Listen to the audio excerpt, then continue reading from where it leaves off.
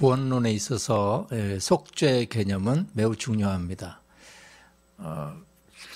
구원론 세 번째로 속죄에 대한 개념을 제가 여러분들과 공부하고자 하는데요. 구속이라는 개념, 속죄라는 개념이 어떤 의미가 있느냐. 구속이라는 말은 한자어이다. 우리나라 한자어로 쓴 내용인데 남의 죄나 고통을 대신하여 구원하는 일, 이렇게 사전적인 의미가 되어 있고요. 성경적으로는 대가를 치러서 자유를 얻게 되는 것을 구속이라고 말을 합니다. 구약성경이나 신약성경에서 이 구속이라는 단어가 여러 가지 원어로 쓰여지고 있는데, 먼저 구약에서는 한 세 가지의 단어가 구속이라는 단어로 사용되고 있습니다. 대표적인 룻기 3장 9절에 룻이 그렇게 말을 하죠. 보아스에게 당신의 옷자락을 펴 당신의 여종을 덮으소서. 이는 당신이 기업을 물을 자가 됩니다. 이 기업을 물은다라는 말, 이 말이 구약에서 말하는 구속이라는 단어를 근간으로 하고 있습니다. 고엘이라고, 그 고엘의 원래 말은 가알에서 왔죠. 이 가알이라는 히브리어 단어는 넘어간 재산의 그 소유권을 되찾는 것을 의미하고요. 아이 없이 죽은 남편이 죽은 과부가 남편의 이름으로 아이를 기를 수 있도록 그 과부와 결혼함으로써 그 과부를 어떤 면에서 구원해 주는 것, 이것을 가알이라고 했습니다. 이 가알이라는 단어가 있고요. 또 하나의 단어는 파다라는 단어가 있는데, 구약에서 대가를 통해 몸값을 치르는 것이라고 했는데, 이것은 상업적인 용어입니다. 상업적인 용어로서 값을 치르는 그런 의미를 담고 있고, 민수기 18장 15절에 이 단어가 사용이 되었다는 것을 제가 인용을 했습니다. 또 세 번째 구약의 단어는 코페르라는 단어인데, 이 의미는 죽어야 할 사람을 구하기 위해서 지불된 돈의 의미가 있습니다. 출애굽기 30장 12절에 자기의 생명의 속전을 여호와께 드릴지니, 이렇게 이 단어가 사용이 되고 있는데요. 노예를 구속하고 여러 가지 포로를 구속하는 광범위한 의미가 이 구약의 구속이라는 여러 다양한 단어들의 의미가 내포되어 있습니다. 한마디로 구속이라는 것은 대가를 지불함으로 말미암아서 한 사람을 구원하는 것, 한 가정을 구원하는 것, 또 전쟁 포로를 살려주고 노예를 살려주고 저당 잡힌 물건을 구속하는 것, 또 이스라엘 백성을 구원해내는 것, 이 모든 것들이 구약에서 말하는 구속의 의미입니다. 이 구속은 값을 치르는 것과 연관이 되어 있습니다. 인간의 죄와 구속의 그 직접적인 연관성이 구약에서는 표현되고 있지 않습니다만은, 그러나 구약의 제사 체계를 보면은 구속과 죄 사이에 밀접한 관련성이 있다는 것은 명백합니다. 인간의 죄와 이 구속이라는 단어가 밀접하게 연관되어 있다는 것이 구약의 개념이고 정신인 것이죠. 신약에서도 여러 가지 단어가 나오는데 한 네 가지 단어가 나오죠. 아고라조라는 단어가 있습니다. 이것은 단편적으로는 시장을 방문하는 것, 광장을 방문하는 것에 의미가 있는 단어예요. 광장, 여기 제가 사진을 보입니다만 옛날 그리스의 아고라입니다. 아고라를 광장이라고도 하고, 이 광장에서 물건을 사고 파는 일들이 있었는데, 이 상업적인 시장에서 무언가를 돈을 주고 획득하는 것을 아고라조라고 합니다. 마태복음 13장 44절에 자기의 소유를 다 팔아 그 밭을 사는 일, 그 산다라는 단어가 아고라조라는 뜻인데, 이 아고라조가 발전해서 어떤 단어가 되냐면 엑사고라조라는 단어로 발전을 합니다. 이 X라는 이 헬라어의 표현은 무엇으로부터 떠난다라는 의미가 있는데, 엑사고라조라는 단어는 광장에서 무엇을 구매하고 사는 의미를 넘어서서 시장에서 밖으로 나가는 것을 말합니다. 그러니까 이 갈라디아서 3장 13절에 이 단어가 사용되면서 우리를 속량하셨으니, 엑사고라조, 이 단어가 무슨 것을 의미할까요? 주님께서 우리를 돈으로 우리의 죄값을 지불하고 우리를 사심으로 말미암아 우리가 그 시장에서 이제 떠나서 자유의 몸이 될 수 있었다는 것을 의미합니다. 헬라어 신약 성경에서 이 단어는 아주 흥미로운 단어예요. 율법의 그 저주 아래서 속박되어 있었고 광장에서 남에게 팔릴 수밖에 없는 물건이었던 우리를 주님께서 돈을 주고 사셔서 그 광장에서, 시장에서 떠나 주시고 우리가 자유하게 되었다라는 의미가 원래 여기에 담겨 있는 의미입니다. 아주 특이한 구절이 하나 있죠. 에베소서 5장 16절. 설교에서 제가 자주 인용했습니다마는 세월을 아끼라 때가 악하니라. 그 아낀다라는 단어가 바로 엑사고라조라는 헬라어 단어가 사용되었어요. 영어 성경에도 redeem the time, 시간을 구출해내라, 구원해내라. 그러니까 시간을 구원하는 것이 시간, 세월을 아끼는 것이라는 뜻인데요. 여러분들, 우리가 세월을 아낀다는 의미가 뭘까요? 우리가 쓸모없는 행동으로 시간을 허비하고 소모하지 않음으로 말미암아서 요긴하게 시간을 사용함으로써 그 시간을 자유롭게 하라.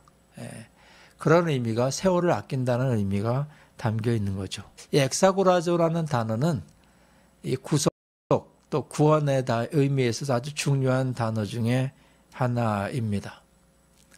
또 페리포이에오마이라는 헬라어 단어가 있는데 이 단어도 역시 신약 성경에서 구속이라는 의미를 담고 있어요. 이 뜻은 안전하게 간직하는 것의 의미가 있습니다. 사도행전 20장 28절에 이 단어가 사용되는데, 여러분은 자기를 위하여 또는 온 양떼를 위하여 삼가라. 성령이 그들 가운데 여러분을 감독자로 삼고 하나님이 자기 피로 사신 교회를 보살피게 하셨느니라. 이런 표현에서 이 단어가 사용됩니다. 예수님께서 우리를 개인적인 소유로 삼기 위해서 예수님의 피를 통해서 우리를 또는 교회를 취득합니다. 그리고 그 취득한 교회를 안전하게 보호하시고 간직하셨다. 이게 구원이라는 거죠. 이게 구속의 의미라는 거죠. 어떻게 보면은 보호하고 간직하는, 살피시는 개념까지 들어있는 단어라고 볼 수가 있어요.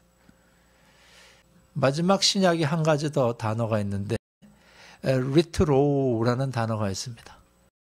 이 단어의 뜻은 옷을 벗는 것, 동물이나 죄수를 풀어주는 것, 오타가 났습니다. 동물이나 죄수를 풀어주는 것을 의미합니다. 이 단어는 풀어주기 위해서 대가를 지불하는 의미가 역시 또 담겨져 있습니다. 누가복음 24장 21절, 우리는 이 사람이 이스라엘을 속량할 자라고 바랐노라. 여기 속량하다라는 단어가 이 리트로라는 단어가 사용되어 있어요. 그러니까 이스라엘이 민족적으로 구원받는 것, 그런 것까지 다 포함하는 내용이라고 볼 수가 있습니다. 이 속량, 속죄, 또 구속이라는 단어들이 신약에서 이렇게 사용됨으로써 이 속죄론 또는 구속에 관한 의미를 요약해 보자면 이렇습니다. 우리 모든 인간은 어떤 것으로부터 구속되어야만 하는데, 죄의 노예였던 우리, 시장에서 죄의 노예로 나와 있었던 우리들을 그 시장으로부터, 얽매였던 것으로부터 구원해 주시는 것이 구속입니다. 그리고 그 구속은 예수 그리스도의 죽음, 또 예수 그리스도의 값을 치름으로 인해서, 그것에 의해서 구속이 가능하다. 그리고 그렇게 구속된 우리들은 어디로 자유롭게 됩니까? 매인 종에서 자유의 몸으로 구원받는 것이죠. 구속되는 것이죠. 이것이 구속의 가장 중요한 개념입니다. 저와 여러분들, 또 이 세상의 모든 교회, 또 교회의 구성원은 죄의 굴레에서부터, 그것으로부터 예수님께서 값을 지불하심으로 우리를 그것으로부터 사시고, 우리를 예수님의 죽음에 의해서, 그 값을 치름에 의해서 구원해 주시고 자유의 세계로 우리를 인도하셨다. 그것이 구속의 전체 개념이라는 것입니다. 그래서 우리는 어떤 삶을 삽니까? 우리 구속받은 사람들은 우리 자신을 구속한 주님에게 이제 종이 됩니다. 예수님의 종이 되어서 어떤 면에서 우리의 그 죄에 속박된 것을 벗어나서 지금의 우리의 세상적인 모든 자유와 인간적인 자유를 기꺼이 포기하는 삶을 사는 것입니다. 그것이 헌신인 것이죠.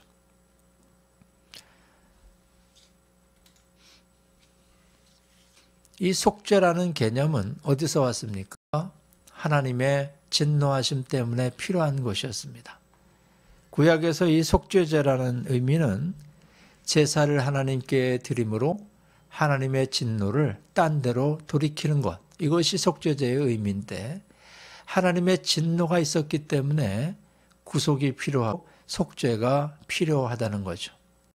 구약 성경은 20개 이상의 여러 가지 다양한 단어를 사용해서 약 580번에 걸쳐서 하나님의 진노하심을 표현하고 있습니다.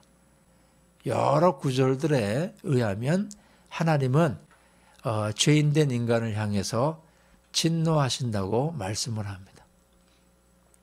하나님을 진노하게 하는 가장 대표적인 것이 우상숭배입니다.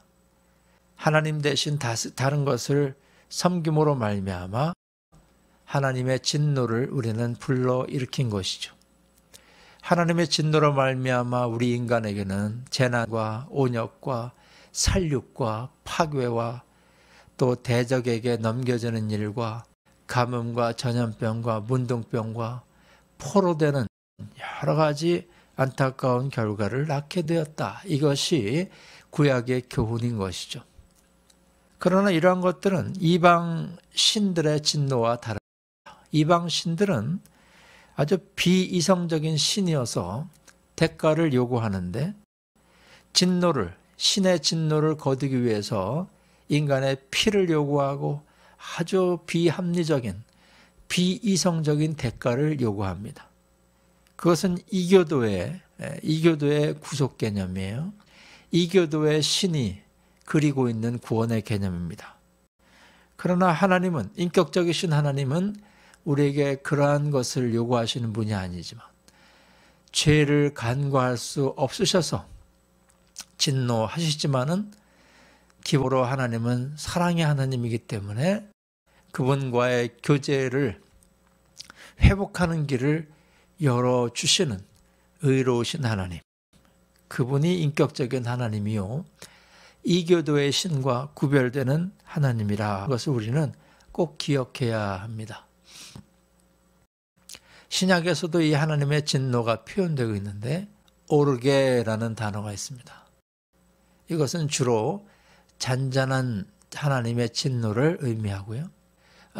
띠모스라는 헬라어 단어가 있는데 이것은 하나님의 아주 맹렬한 진노를 표현하는 단어입니다. 이러한 단어들이 신약에 골고루 등장하면서 하나님은 진노하시는 하나님이다.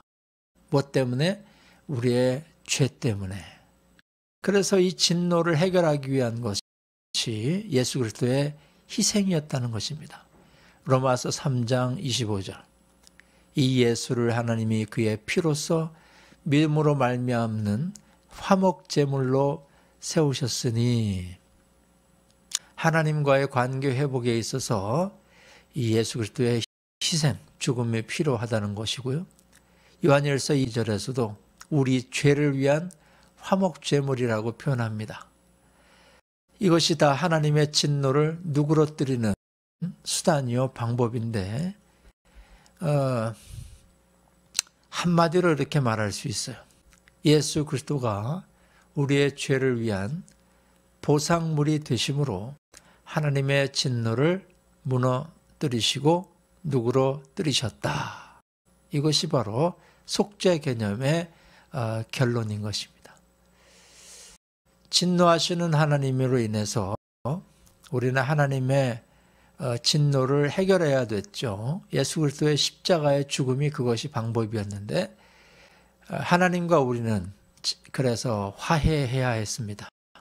로마서 5장 10절에 하나님과 우리는 원수되었다고 그렇게 표현합니다. 하나님과의 관계의 원수, 이 원수된 관계를 회복하는 것이 화해입니다. 로마서 11장 28절 복음으로 하면 그들이 너희로 말미암아 원수된 자요. 하나님과의 우리의 관계를 원수라고 표현합니다. 그 원수된 관계가 화해되기 위한 방법이 뭐라고 있습니까? 로마서 5장 10절에 곧 우리가 원수 되었을 때에 그의 아들의 죽으심으로 말미암아 하나님과 화목하게 되었은즉 화해의 근거, 화해의 방법은 예수 그리스도의 죽으심, 아들의 죽으심이라고 말하고 있어요. 예수님의 죽으심으로 누가 화해하게 됐다고요? 똑같이 5장 10절, 로마서 5장 10절에 하나님과 화목하게 되었다. 죄인된 인간과 하나님이 화목하게 되었다. 이것이 성경의 가르침입니다. 그 화목은 어떻게 적용이 됩니까? 고린도후서 5장 18절 이하의 말씀 보면 세상을 하나님이 화목하게, 세상과 하나님이 화해하게 하시고 또 우리로 세상으로 하나님과 화해하게 하는 직분을 주셨다고 고린도후서 5장 18절 이하의 말씀에 나오고 있습니다. 그래서 우리가 세상에 이 화해의 복음을 전함으로 하나님과 세상이 화해할 수 있는, 관계가 회복할 수 있는 그러한 길을 열게 된 것이죠. 사랑하는 성도님들, 구원론에 있어서 이 속죄라는 개념은 아주 중요합니다. 우리가 왜 죄를 해결받아야 되고 또 그 죄를 해결받아야 되는 방법이 길이 무엇인가를 성경은 제시하고 있고 예수 그리스도의 죽음으로 고난으로 말미암아 얻게 된 그 결과가 세상과 하나님이 화해하는 결과였다는 것을 알게 되는데 이것이 복음인 것이죠. 이 복음을 세상에 증거하고 전파하고 여러분들 가족들에게 아직도 하나님과 화해하지 못하고 죄 문제에 허덕이고 있는 주변 이웃들에게, 남편과 아내에게 또 자녀들에게 이 구원의 복음을 증거하는 사명을 우리에게 주셨습니다. 화해의 복음을 맡은 우리가 이 사명을 감당하는 것, 이것이 저와 여러분들에게 주신 마지막 때의 귀한 사명인 것입니다. 구원론에 있어서 가장 중요한 개념, 이 속죄 또 구속 개념에 대해서 또 여러분들 오늘 이 영상을 통해 잘 정립하시고 구약과 신약에 나오는 여러 가지 단어들, 개념들을 한번 잘 가슴에 담아 두시고 여러분들을 구원하신 하나님을 찬양하고 감사하는 남은 인생 살아가시는 저와 여러분들 다 되시기를 간절히 바랍니다. 다음 시간에 또 뵙겠습니다. 감사합니다.